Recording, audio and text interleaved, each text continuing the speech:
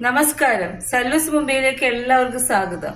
ഇന്ന് ഞാൻ ഉണ്ടാക്കുന്നത് ഒരു സാമ്പാറാണ്.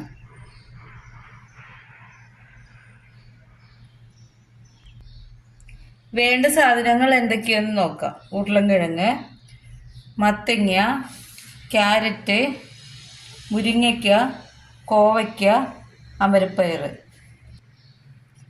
തക്കാളി, വഴുതനങ്ങ, സവാള, പച്ചമുളക്, കറിവേപ്പില, പരിപ്പ്. വേണ്ട മസാലകൾ: കായപ്പൊടി, മഞ്ഞൾപ്പൊടി, ഉലുവ വറുത്ത് പൊടിച്ചത്, മല്ലിപ്പൊടി, മുളക് പൊടി, കാശ്മീരി മുളക് പൊടി.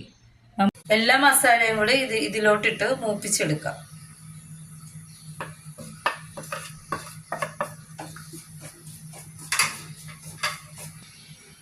ചട്ടി ചൂടായി ഇതിൽ ഞാൻ കുറച്ച് വെളിച്ചെണ്ണ,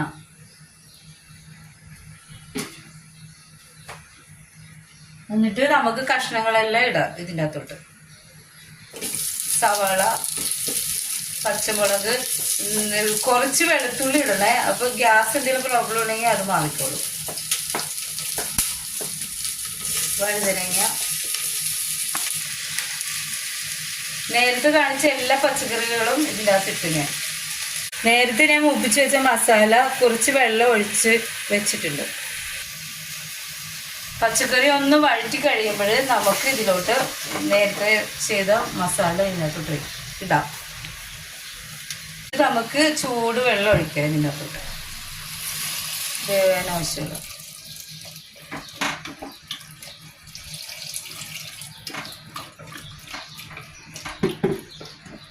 ഉപ്പിടാം.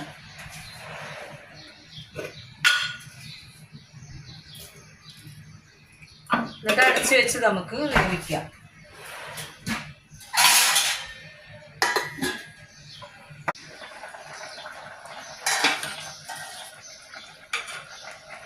കഷ്ണങ്ങളൊക്കെ വെന്തിട്ടുണ്ട്. നമുക്ക് ഇതിനകത്തോട്ട് വേവിച്ച പരിപ്പിടാം.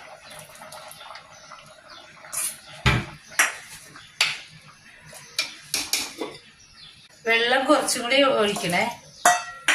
പോരാ, കുറച്ചും കൂടി ഒഴിക്കട്ടെ.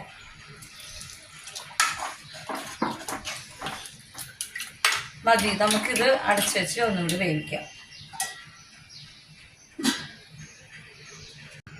സാമ്പാർ നമുക്ക് റെഡി ആയെന്ന് നോക്കേ. ഇത്ര മതി ലൂസേ. ഇത് പിന്നെ ഇരിക്കുന്നതോറും കുറുകും. ഇതിൽ ഞാൻ 2 തക്കാളി ഇട്ടിട്ടുണ്ട്. അപ്പോൾ പുളി ആവശ്യത്തിനുണ്ട്. നിങ്ങൾക്ക് ആവശ്യമുണ്ടെങ്കിൽ കുറച്ചും കൂടി പുളി ഒഴിക്കാം. കടുക് പൊട്ടിക്കാൻ നമുക്ക് ഉലുവ ഇടാം. ആദ്യം കുറച്ച് ഉലുവ ഇടണേ. ഉലുവ ഇട്ട് കഴിയുമ്പോൾ ഒരു ടേസ്റ്റ് ഉണ്ടാവും. ഉലുവ പൊട്ടിക്കഴിയുമ്പോൾ കടുക്, വറ്റൽമുളക്,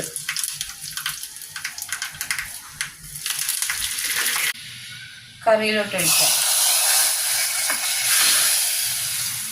ഇത് പെട്ടെന്ന് അടച്ചു വയ്ക്കണം, അതിന് മണം പോകും.